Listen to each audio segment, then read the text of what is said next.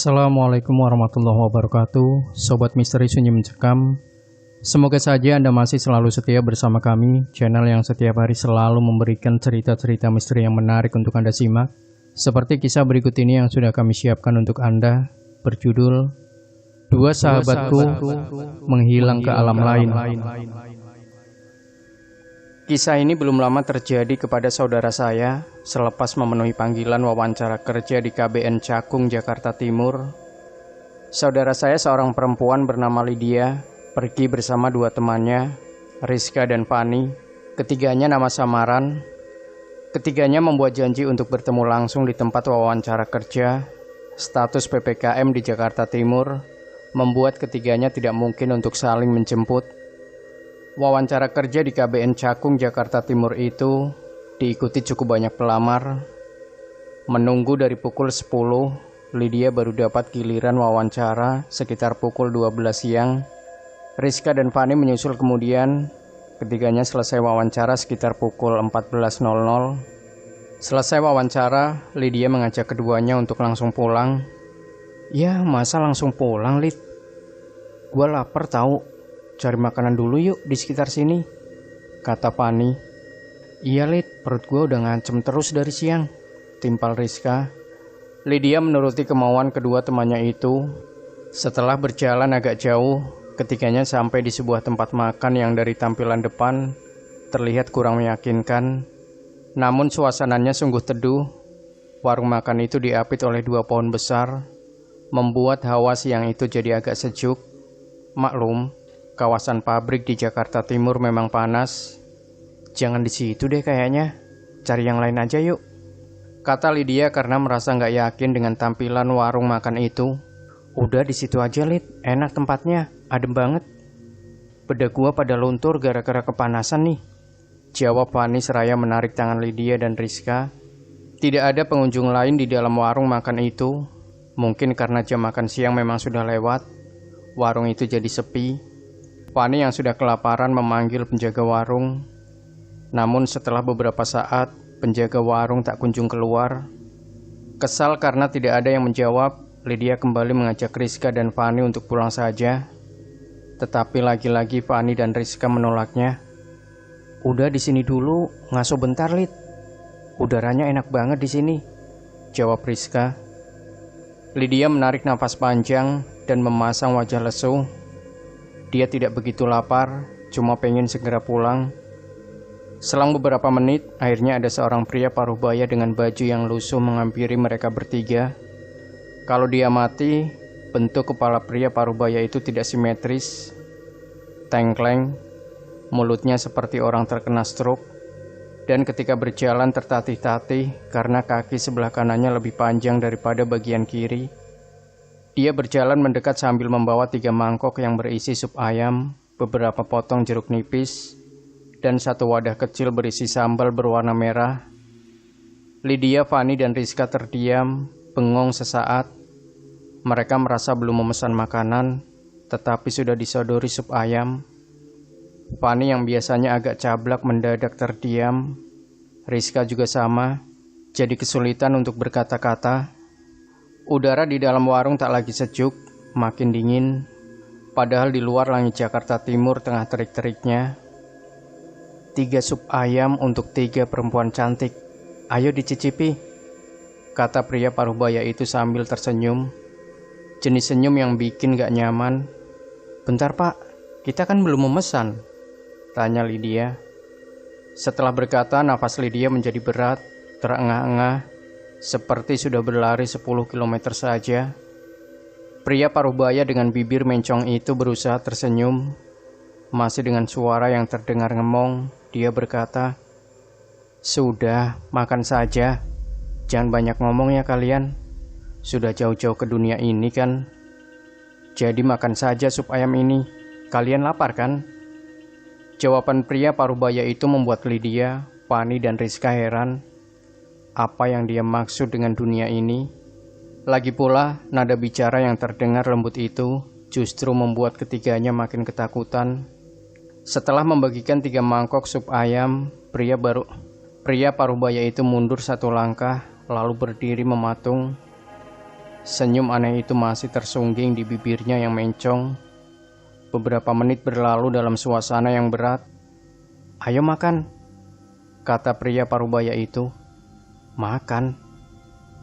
Kali ini suara bersahabat itu hilang, digantikan bentakan yang bikin Lydia, Fanny, dan Rizka kaget. Pria parubaya itu bergerak dengan cepat. Dia mendekatkan wajahnya yang aneh itu ke masing-masing dari wajah Lydia, Fanny, dan Rizka. Ketiganya tercekat dan seperti ada kekuatan yang memaksa mereka untuk menyendok sup ayam itu. Sup ayam itu sama sekali tidak enak, seperti basi. Kuah sup ayam itu keruh sekali, kotor. Bukan warna sop ayam yang segar dan wangi, malah terkesan menjijikan karena minyak yang terlihat di atas kuah berlendir.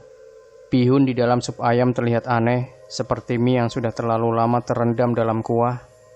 Fanny dan Rizka yang ketakutan memakan sup ayam itu sambil memejamkan mata.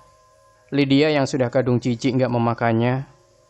Beberapa kali Rizka memuntah, tapi pria parubaya itu masih tertib memelototi. Fanny sudah mau berhenti, tapi terus dipaksa pria parubaya itu untuk terus memakannya. Ketika sedang mengamati sup ayam di depannya, tak terasa wajah pria parubaya itu sangat dekat dengan wajah Lydia. "Kenapa nggak dimakan? Mau disuapi?" kata pria parubaya itu dengan ramah, tapi senyuman di bibir mencongnya sudah hilang.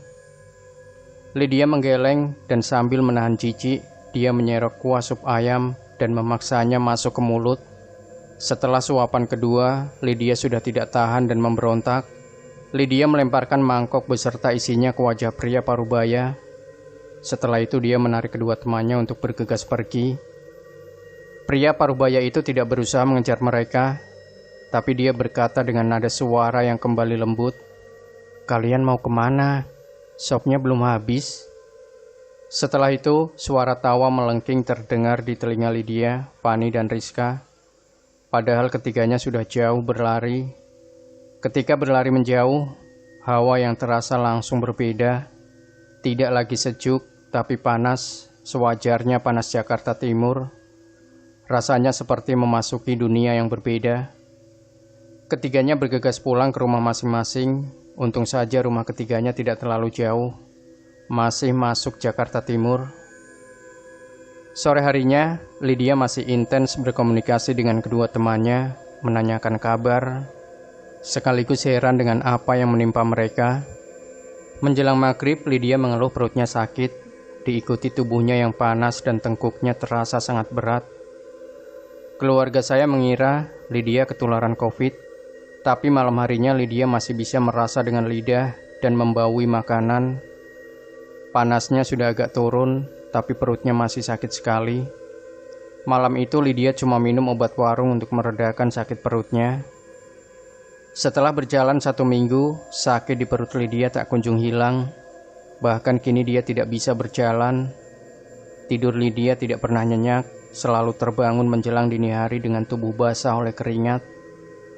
Karena obat dari dokter tidak mempan dan takut ke rumah sakit karena COVID, orang tua Lydia memanggil kenalannya, seorang paranormal yang cukup terkenal di daerah Cakung, Jakarta Timur.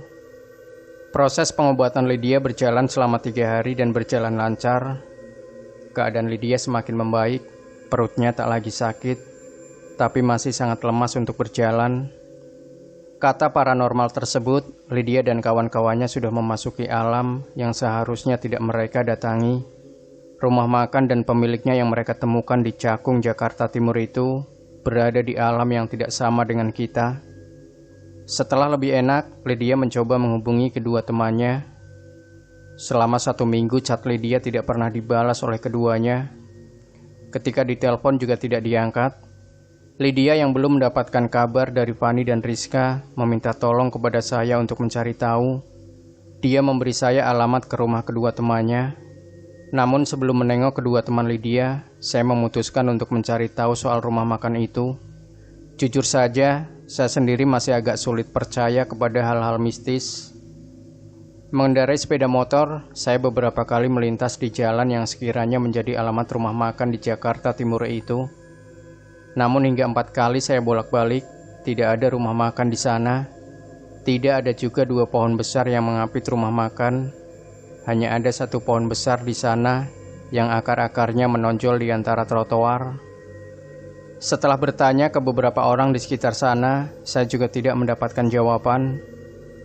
Tidak ada yang pernah melihat ada warung makan sup ayam di daerah KBN Cakung, Jakarta Timur seperti digambarkan Lydia.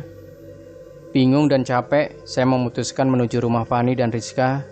Karena masih di daerah Jakarta Timur, saya memutuskan langsung menengok saja.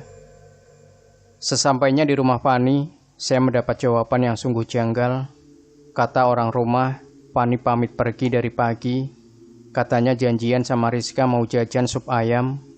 Saya pulang dengan menyimpan banyak pertanyaan. Lydia yang saya beritahu soal penelusuran saya dan jawaban orang rumah Fani malah menangis. Malam itu, keluarga kami memanggil lagi paranormal yang mengobati Lydia. Orang rumah Fani yang dihubungi Lydia tidak percaya. Intinya mereka tidak mau berurusan dengan paranormal.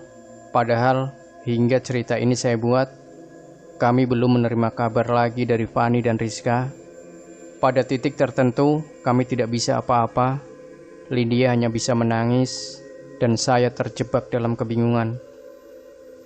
Demikian Sobat Misteri Sunyi Mencekam. Jangan lupa berikan komentar Anda, like, share video ini, subscribe channel Sunyi Mencekam, dan nantikan kembali cerita-cerita misteri terbaru dari kami. Wassalamualaikum warahmatullahi wabarakatuh.